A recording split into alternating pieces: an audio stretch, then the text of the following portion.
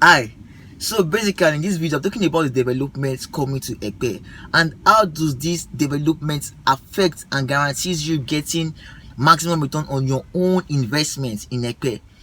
Now, to get the best of this video, make sure you watch it to the very end. Make sure you watch it to get the whole full information and how they are all connected to give you the maximum return on your own investment. So I ensure to give you the best service. So let's get started. Now, the first I'm talking about is the government economic zones coming to EPE.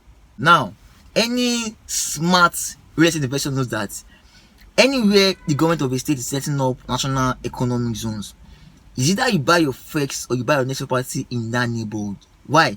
Because government economic zone is one factor that boosts the value of real estate in a particular neighborhood.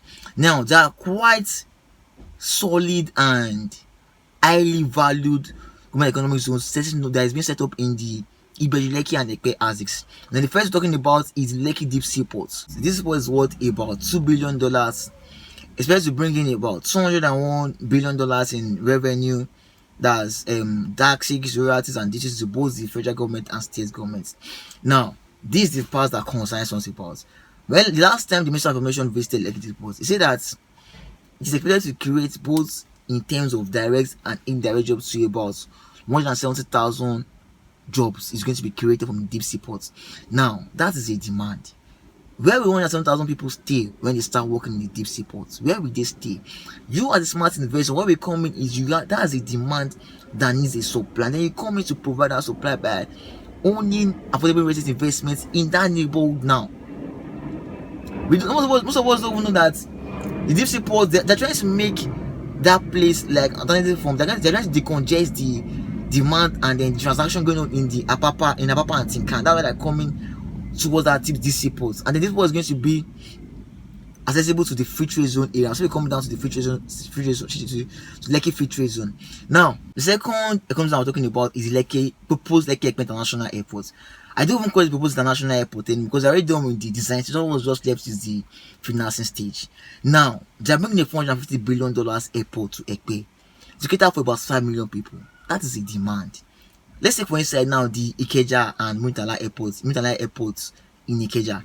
See, I have clients, diaspora clients, whenever they come, they don't want to leave Ikeja. They tell me that GJ, get us the shuttle apartments in Ikeja. They don't leave Ikeja.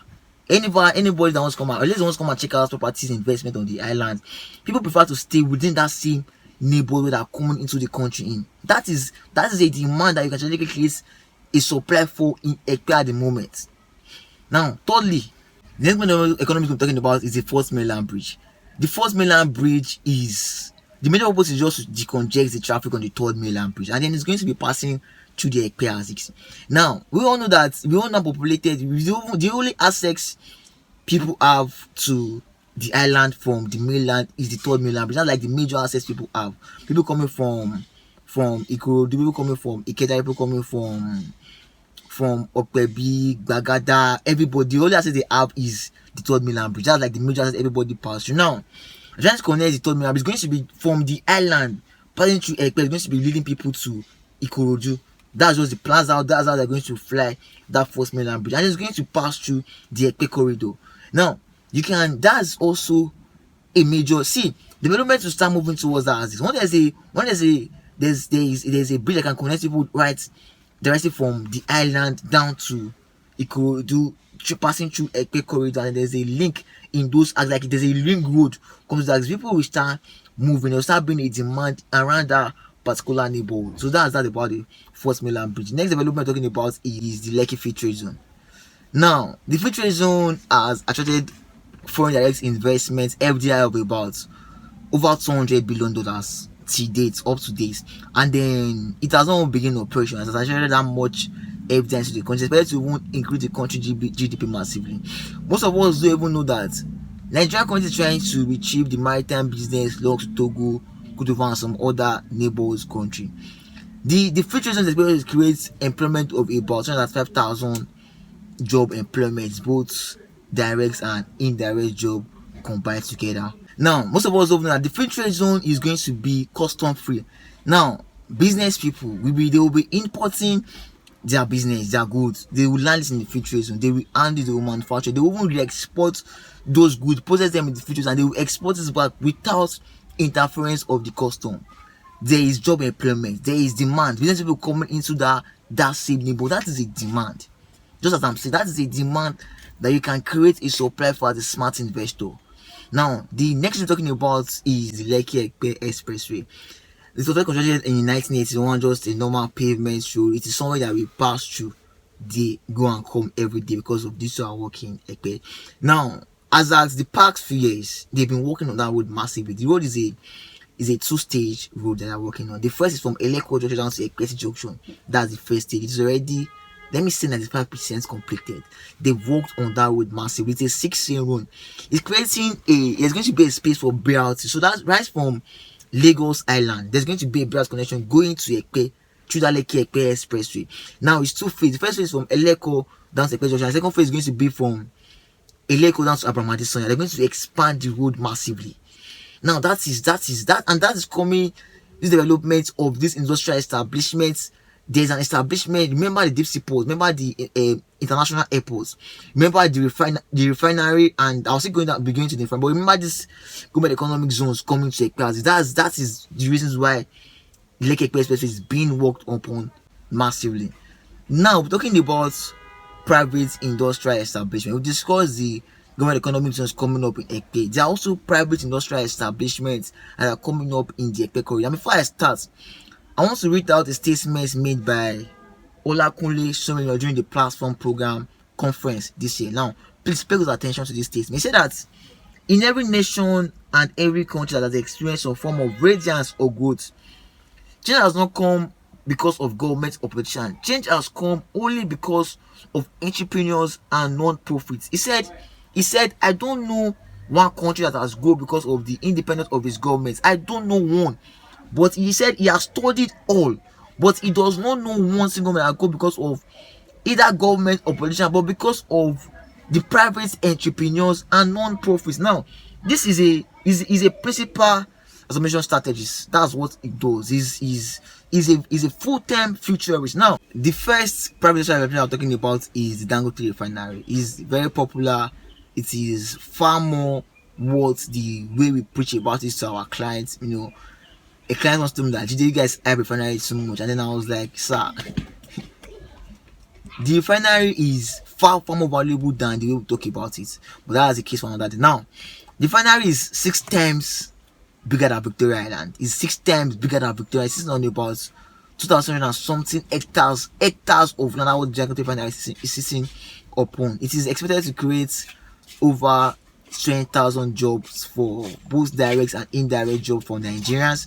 It is worth over $19 billion so far. I'm invested over $19 billion into the refinery at the moment. Now, the last time Akim Adesina visited the refinery, that was recent, he said that it is the best industrialized projects that will contribute massively to both the economic growth and development of not just only Nigeria but in Africa as a whole. That's how massive the refinery is. That's how massive. This is coming from the president of the African Development Bank of Nigeria. So that is how massive the refinery is. We can overemphasize the Dangote refinery contribution to development of the Lekki and Ekpe corridor.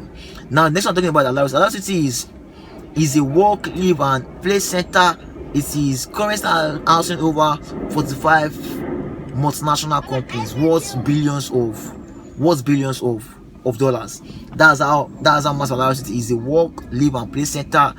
Even Alaro City road are bridging currency. The road will connect from Ekpe, that's just after the Ekpe bridge, down to Lekki. Now, the major access you have right now to Lekki from Lekki is either you go to the right side of Lekki, then go into Lekki. But apart from that Lekki entry to Lekki, and then apart from the coastal road or lead the Lekki free trade zone down to Victoria Island, there is another road that's a private road being by Alaro City that will connect mostly for their own business purposes, but it's going to be a general road that everybody will use. But it's being by Alaro City that will connect from Ekpe just after the Ekpe bridge down to Lekki. Now that's the major developments coming to the houses. Imagine them having their own industries. Imagine them having their own houses, their own duplexes. They have everything, and then they're still bridging a major that will link Ekpe and Lekki together a private road. That's even the only private road we have that is being by private establishments in the Ekpe and Lekki corridor. Now, that's basically the two major private developments. We have more of them. So recently, a tech company said they bought about 13 hectares of land worth over a couple million of dollars that they bought in Ekpe at the moment. We also have Nord. Nord is a car establishment. They just manufacture cars. I think Nord is the only one that manufacture their own car in Nigeria. And they have their manufacturing site in Ekpe too as well. There are a lot of development that we are not even that I can't be talking about. We have the Dangote fertilizer plants. We have the Kellogg's. We have the oil factory. We have everything coming up in the Ekpe, private establishment coming up in the Ekpe. But I won't really be going deep into that currency in this particular video. Now, next I'm talking about here now is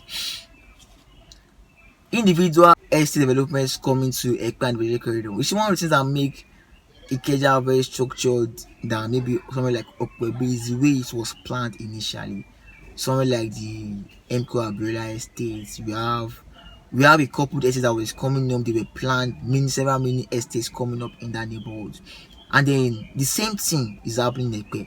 There's a project you have in Ekpe, not one of like in Ekpe, coming towards that neighborhood. The government has fully tied that road, but it's still a very plain and dry land. It's still a very undeveloped land. But if you notice, we have over 30, over 50 mini estates in that neighborhood right now, all planned into sections. Everybody is a very, very planned. Ekpe is being planned perfect. There is a master plan.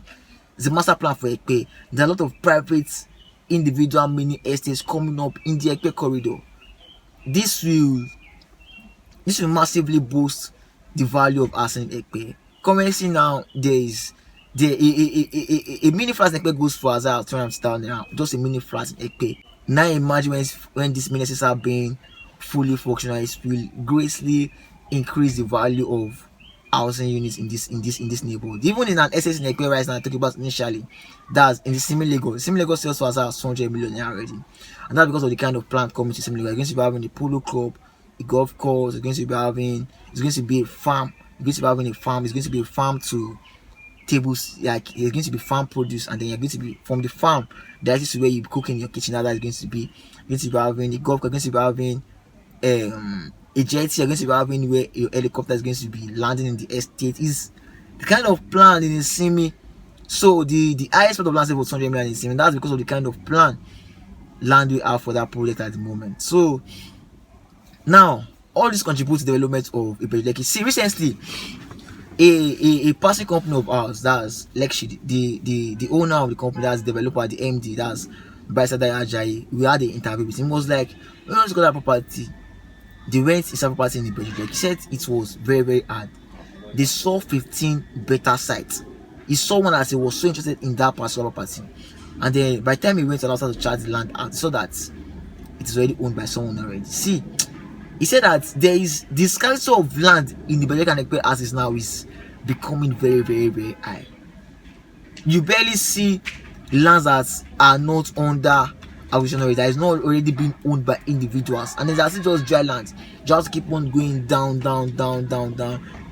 Lekki actually to get affordable investments, to get investments that are really worth the value will be sold for. Now that means there is a demand in this location. People are buying, investors are buying, government is developing this neighborhood massively, and that's the reasons. There's also something I want you to know, that in the nearest future, you know, there are places in location in Lagos that just have probably only refinery. There are places that just probably only have a deep sea port. There are places that probably just only have the airports. But imagine you having one particular neighborhood having both a refinery, a deep sea port, a free trade zone, and airports. That means investors, people will fly into Lekki and Ekpe, and they won't even step out of that neighborhood. There's an airport they will fly in. What just in is where they will stay, and that's where you can come in to create supply as an investor. Buy now when it's still very low. Have a plan. Buy both commercial, residential. Keep it down for now. When there's demand start coming in, start developing these ASICs. In the next 4 years, 5 years from now, in the next 10 years, you start making the maximum return on your investment. I've once worked on the big four of these firms, and then I know how much before the firm, one of the because related in right now, I know how much you pay You see, we get our foreign partners coming to the country. We even personally have our own place where whenever we have visitors, probably a partner from another country coming to the country, we have a place where they stay. But still, you can't imagine how much we pay places like Seaport nationality for our clients, for our both clients and then partners to stay in Victoria Island. The demand, they always be, when investors coming, they won't step out of that neighborhood. They will still be within that neighborhood. So when you are buying now, you're not buying because of now. You're buying for land market investments, you're buying to build and then create a supply for a demand that is definitely sure that is going to come into that neighborhood. So these are the basic reasons why you should invest in expand the corridor. And I think from this you should find enough reasons and then you start thinking of ways you can invest in these neighborhoods. Now, I said I'll mention some properties you can invest into. We have the Duranity Estate. It is along the Lekki Expressway. There is Gracious Morganite Estates by Gracious. There is residential by Veritasi Homes, and then the most available of them all is Not About Estates by Luminous Hills Investment Limited. It's a very verified. It has a good title. It is the most affordable you can invest into from as low as a deposit of 200k and expect payment balance for it 6 months or 12 months. So most of these don't have a fair payment plan because most of them can be for land banking investment. Some of them can start building on them immediately. So I think you should own a property in Lekki today and then get a good consultant you can work with, a trusted one that have a very good experience in the market that will put you through based on the kind of property, the kind of investments you're looking into in the future. My name remains Olajide Shonto Adekunle, and I think with this, should I say, point of mind, with this good information, you should make a good decision on how you should invest in the Lekki corridor. So, tip for thanks. See you next time. Bye.